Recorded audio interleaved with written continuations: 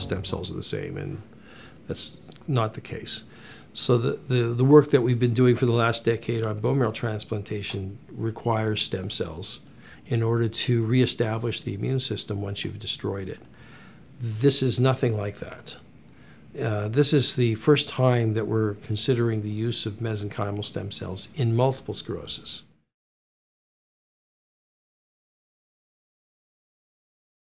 We need to establish what these cells actually can do and can't do. I think the safety is clear, but we don't know what their full capacity is. So for patients who are going to go into this study, again, they're helping immensely by pioneering with us in discovering what the cells are capable of doing, and I think that they're going to be enthusiastic about it. But we really don't know that they're going to suddenly get better, that they will repair, but we need to find out if they're capable of doing anything biologically.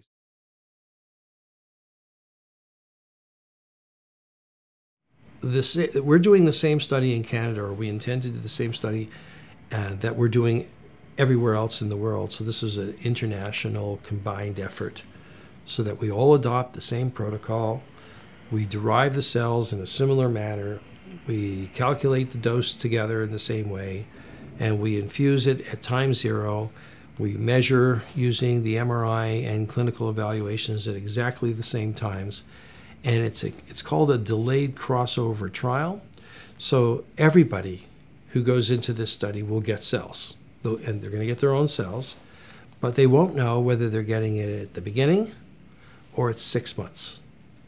And the study ends at 6 months so that we have the people who got the cells to be compared to those that didn't.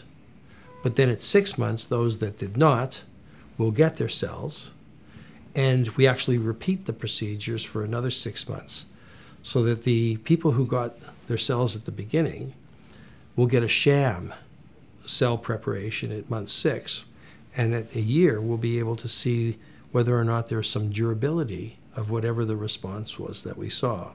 And in the meantime, those that delayed getting it and got it at 6 months, we'll be able to see if there's a difference in them from 6 months to 12 months. It's kind of almost repeating the experiment, but it helps us to be sure that any effect that we're actually measuring is repeatable and convinces us of the effect.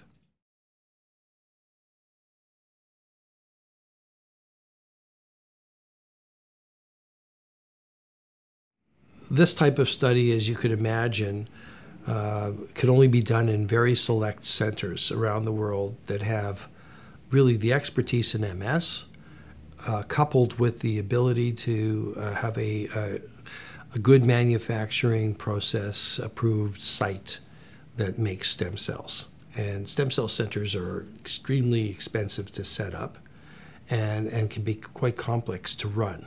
That is why it has to be a multi-center study, and with the international cooperation of many of the countries, we're able to get enough patients to answer our question.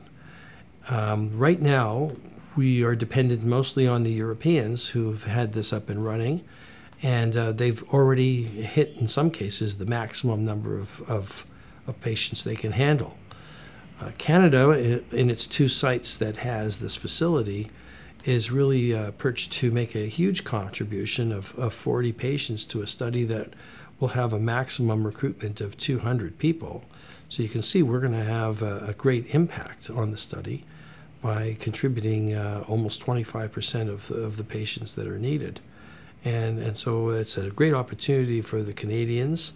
It's a great opportunity for the stem cell centers to now work in autoimmune disease like MS.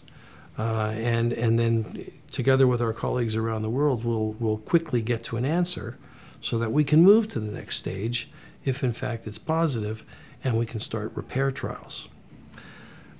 I think our Canadian MS researchers have always been world leaders in coming up with not only treatments, but a lot of the research that ultimately ends up in some treatments. And this being one of the most novel and exciting treatments that have come up in recent years, I think it's only appropriate that that Canada takes a frontline role in trying to move the field ahead.